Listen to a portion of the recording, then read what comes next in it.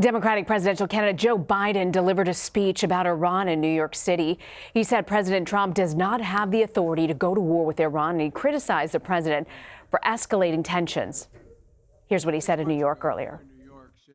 In the wake of the killing of the Iranian General Soleimani, I think Donald Trump has proven beyond that comment beyond dispute. The haphazard decision-making process that led up to it, the failure to consult with our allies or Congress, and the reckless disregard for the consequences that would surely follow was, in my view, dangerously incompetent. And folks, in wake of such an enormous escalation that has exploded geopolitics in the region and put the United States and Iran on a collision course, what would we expect from an American president? Well, what have we heard from President Trump? We have not heard a sober-minded explanation to reassure the American people that this decision and its consequences were thought through.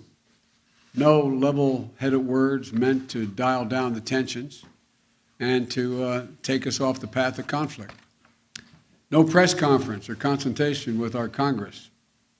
No, what we've heard so far from this president are tweets, threats, and tantrums. All we've heard from this administration are shifting explanations, evasive answers, repeated assertions of an imminent threat without the necessary evidence to support that conclusion. And since this is a president with the history of lying about virtually everything, who has destroyed his own credibility and that of the United States on the global stage, neither the American people nor our allies, and indeed, no one around the world seems to be taking his word for it. Well, for the latest on the 2020 race, I want to bring in Sullivan. He's a CBSN political contributor and national political reporter for The Washington Post. So, Sean, we've heard about foreign policy from many candidates in recent days. Joe Biden's handling the Iran issue by pushing this message of commander-in-chief. Bernie Sanders taking the opposite end of this, saying that he wants to remind people he actually voted against the Iraq war. So when you compare the two, their handling of this type of a foreign policy crisis, a potential war, how do they compare? Well, you know, there are some similarities and there are also some big differences. And first off, what this has done in the campaign is elevated an issue that really hasn't gotten a lot of attention, and that's foreign policy and national security. A lot of the debates and the back and forth that we've seen so far have been over healthcare, have been over the economy. Domestic issues have really gotten the focus of this race. But now there is all of a sudden a intense focus on foreign policy and national security. When it comes to Sanders and Biden, what we see from them that is similar is they're both highly critical of President Trump's handling of this situation.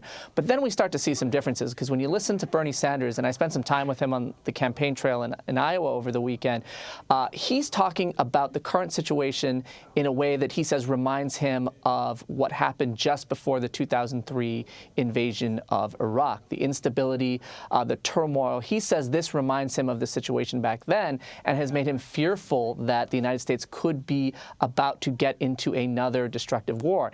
And why does Bernie Sanders bring this up? Well, he voted against the Iraq war back then. Joe Biden voted for the invasion. This is a contrast that Bernie Sanders, Senator Sanders, has been trying to make on the campaign trail. And as we see these issues get elevated to the forefront of the debate, he's doing that more and more. And we're seeing Biden on the other side stress his experience, the fact that he was the chairman of the Foreign Relations Committee, the fact that he worked with Barack Obama pretty closely on foreign policy. So it's really experience, which is what Biden is stressing, versus Bernie Sanders stressing his long-standing opposition to U.S. intervention abroad.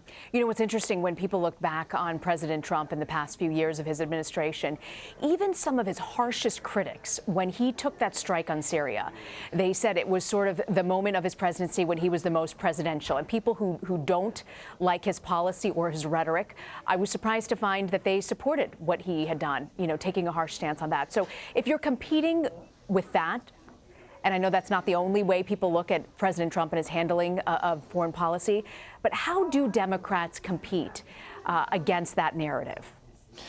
Well, I think it does certainly reshape the way, at least in the short term, that they're competing with each other and with Trump. I think what it does is it sort of elevates this audition that they're all having right now, which is an audition to be commander-in-chief, which is an audition to be somebody who's going to be directing foreign policy, directing big national security decisions right now. And so voters right now are looking at these candidates through that lens. And so what they're trying to do is show these voters that they are more capable commanders-in-chief than Trump is. And I think that's why we're seeing former Vice President Biden deliver his remarks today. It's effectively a way to look, or at least try to look, presidential, try to say, hey, you know, to the American public, this is the kind of president I would be. These are the kind of remarks I would deliver. Here's how I would respond to this. So a lot of this is about appearing presidential, appearing decisive, and drawing a contrast with Trump on the issue of being commander-in-chief, which is something that these candidates haven't really done a whole lot of so far in this campaign because, as we talked about,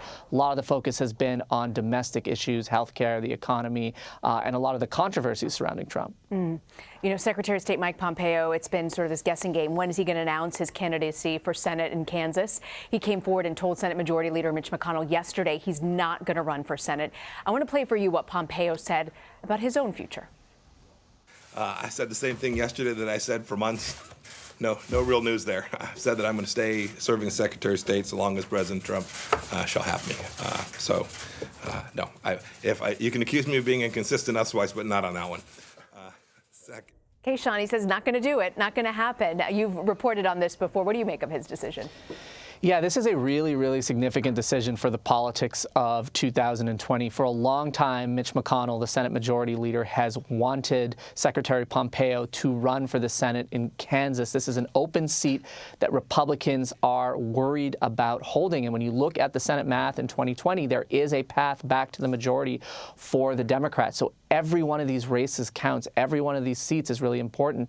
And the fact that now he's saying in the most definitive terms that we've heard from him that he's not going to do this, that's a blow to McConnell. That's a blow to Republicans who now have to figure out who the candidate is going to be in Kansas that they coalesce behind. And for Pompeo, looking forward, obviously right now with the situation with regard to Iraq, Iran, and the Middle East, he's going to be very busy with that. But the question remains, what is in his future? If Trump wins a second term, does he continue on as Secretary of State or not? And if Trump doesn't win re-election in November, what does his future hold? We've even heard some speculation that he might be somebody who wants to potentially run for president himself someday. So there's a lot of political implications here with this decision. It looks right now that he's pretty definitively said no, but we have seen in the past that some candidates have decided to change their minds, and he still has some time before the filing deadline. So it looks like a no right now, but we've seen in the past sometimes you'll see politicians do a 180 on this sort of thing.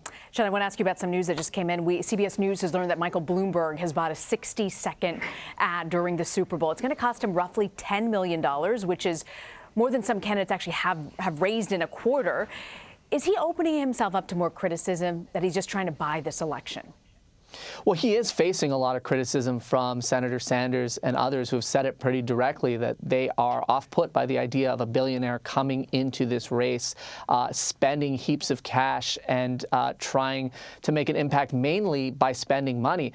But the reality is right now, when you look at this contest, Bloomberg could be a factor. Even though he's not competing in these 4 early states, he's setting the stage to try to compete in these later states. And it's these kinds of TV advertisements, these big investments that could potentially raise his name recognition, that could potentially raise his standing in the polls. So it certainly does open him up to criticism, but this is the kind of thing that could also potentially win him some new support and make him a factor in this race, depending on how things shake out as we get into February, March, and beyond. Sean Sullivan. Sean, I want to thank you very much for joining us.